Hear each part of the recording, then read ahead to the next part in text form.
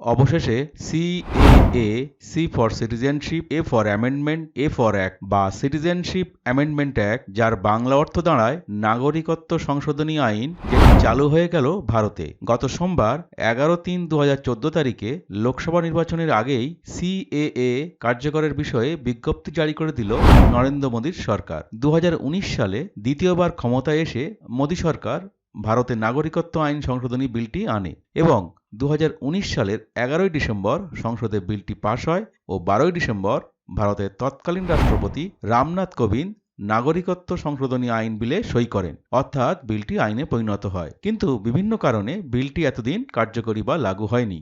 কারণ সিএ কার্যকর করা নিয়ে দীর্ঘদিন কেন্দ্র সরকারের মধ্যেই টালবাহানা চলেছে। পশ্চিমবঙ্গ সহ বিরোধী শাসিত রাজ্যগুলি কেন্দ্রের সিএ মানতে নারাজ। দেশের নানা প্রান্তে সিএ বিরোধী আন্দোলন শুরু হয়। তারা ধর্মীয় পরিচয়ের ভিত্তিতে সিএএ কার্যকর করার বিরোধিতা করে। তারপর দীর্ঘদিন চলেছিল করোনা পরিস্থিতি। তাই এতদিন ধরে সিএ কার্যকর করা নিয়ে কোন বিজ্ঞপ্তি জারি করা হয়নি। তাই সিএএ বা নাগরিকত্ব সংশোধনী আইনটি কি, এর উদ্দেশ্যই বা কি, আপনারা সকলে সঠিকভাবে এটি এখনো জানেন না বা অনেকে ঠিকমতো বুঝে উঠতে পারছেন না, অনেকে কনফিউজ। আমি এই ভিডিওতে খুব সহজভাবে সিএএ নিয়ে আলোচনা করব, যাতে সকলে খুব সহজে সিএএ এর সমস্ত কিছু জানতে পারেন। ভিডিওটি শেষ পর্যন্ত দেখতে থাকুন, আশা করি আপনাদের সমস্ত কনফিউজ দূর হবে। তাই নাগরিকত্ব সংশোধনী আইন নিয়ে আলোচনা করার আগে আমরা নাগরিকত্ব ব্যাপারটা কি সেটি এক কথায় জেনে নিই। আমরা প্রত্যেকে ভারতবাসী, অর্থাৎ ভারতের নাগরিক। আমরা অধিকাংশ ভারতবাসী ভারতের নাগরিকত্ব পেয়েছি জন্মসূত্রে, অর্থাৎ আমাদের জন্ম এদেশে কিংবা আমাদের পিতামাতা এদেশের নাগরিক, সেই সূত্রেই আমরাও ভারতের নাগরিকত্ব পেয়েছি। তো ভারত বা প্রত্যেক দেশের নাগরিকত্ব পাওয়ার জন্য একটা নির্দিষ্ট আইন আছে। 1950 সালের কার্যকর হওয়া ভারতের সংবিধান অনুসারে এই দেশের বাসিন্দারা সবাই ভারতের নাগরিক। ভারত স্বাধীন হওয়ার 7 বছর পর ভারত সরকার 1955 সালে নাগরিকত্ব আইন পাশ করে। তো 1955 সালের নাগরিকত্ব আইন বলা হয়েছিল কাউকে নাগরিকত্ব পেতে টানা 1 বছর ভারতে থাকতে হবে। এছাড়াও বিগত 14 বছরের মধ্যে 11 বছর ভারতে থাকা বাধ্যতামূলক। কিন্তু 2019 সালের নাগরিকত্ব সংশোধন আইনে সেই 11 বছরের সময়কাল কমিয়ে 5 বছর করা হয়েছে। তাহলে এক কথায় সিএএ বা নাগরিকত্ব সংশোধনী আইনে বলা হয়েছে যারা এই 3টি দেশ থেকে ভারতে এসেছেন 1971 সালের পর থেকে এবং 2014 সালের 31 ডিসেম্বর পর্যন্ত, তারাই সিএ এর মাধ্যমে নাগরিকত্ব পাবেন। তো সেই 3টি দেশ হলো 1 আফগানিস্তান, 2 পাকিস্তান এবং 3 বাংলাদেশ।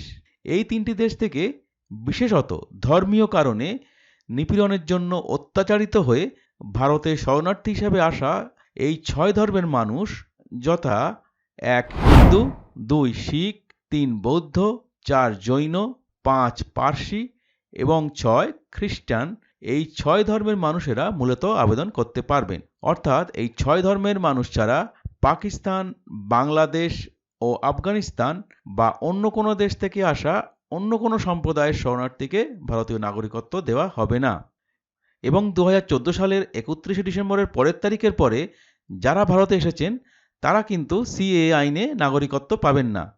আইন অনুযায়ী ভিসা বা পাসপোর্টের মতন নথি না থাকলেও ভারতীয় নাগরিকত্ব পাওয়ার জন্য আবেদন করতে পারবেন।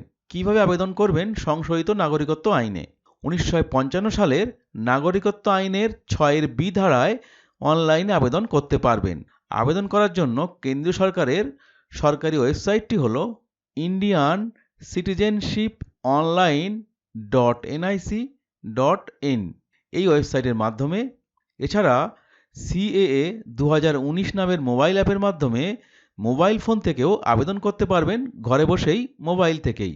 কিভাবে অনলাইনে বা মোবাইলের মাধ্যমে আবেদন করবেন সে বিষয়ে আমাদের চ্যানেল থেকে বিস্তারিত জানতে পারবেন। চ্যানেলটি অবশ্যই ফলো করবেন। তবে বিশেষ করে মনে রাখবেন, নাগরিকত্ব সংশোধনী আইন বা সিএএ কিন্তু ভারতীয় নাগরিকদের জন্য প্রযোজ্য নয়। তাদের কোনো প্রকার ফর্ম ফিল আপ করার প্রয়োজন নেই। এর প্রাথমিক উদ্দেশ্য হলো কিছু বিদেশিকে ভারতীয় নাগরিকত্ব প্রদান করা। তবে আজ এই পর্যন্তই। ভিডিওটি কেমন লাগলো অবশ্যই কমেন্ট করে জানাবেন এবং ভালো লাগলে অবশ্যই লাইক শেয়ার করবেন এবং এমন তথ্যমূলক ভিডিও দেখতে হলে চ্যানেলটি অবশ্যই সাবস্ক্রাইব করবেন। সকলে ভালো থাকবেন, সুস্থ থাকবেন।